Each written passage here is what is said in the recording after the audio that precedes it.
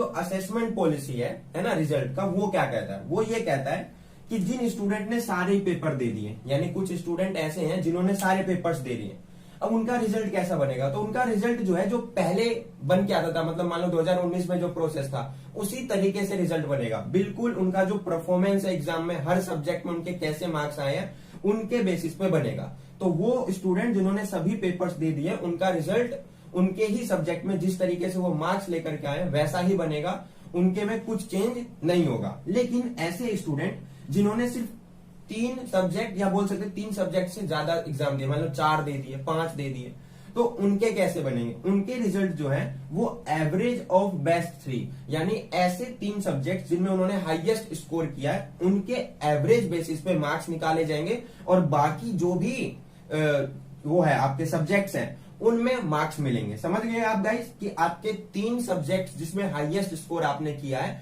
उनका एवरेज निकाला जाएगा और उस बेसिस पे आपके बचे हुए सब्जेक्ट्स में मार्क्स मिलेंगे।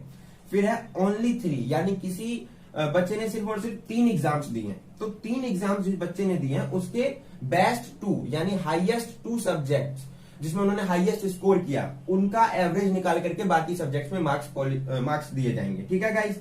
उसके बाद है किसी बच्चे ने सिर्फ और सिर्फ 1 या 2 पेपर्स दिए हैं, तो उनका रिजल्ट किस बेस पे बनेगा? उनका रिजल्ट बनेगा इंटरनल, प्रैक्टिकल और प्रोजेक्ट, यानी इंटरनल में उनके कैसे मार्क्स थे, प्रैक्टिकल में उनके कैसे मार्क्स है, प्रोजेक्ट में उनको कैसे मार्क्स है।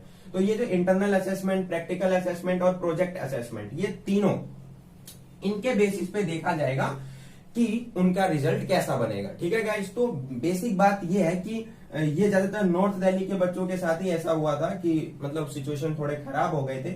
बाकी तो सबका एग्जाम, मेनली जो क्लास 10 के बच्चे हैं उनका तो शायद मैक्सिमम सारे पेपर हो ही गए थे, और कुछ ऐसे बच्चे रह गए थे जिनका मतलब सिर्फ और सिर्फ 3 एग्जाम हो पाए थे और ज्यादा नहीं हो पाए थे।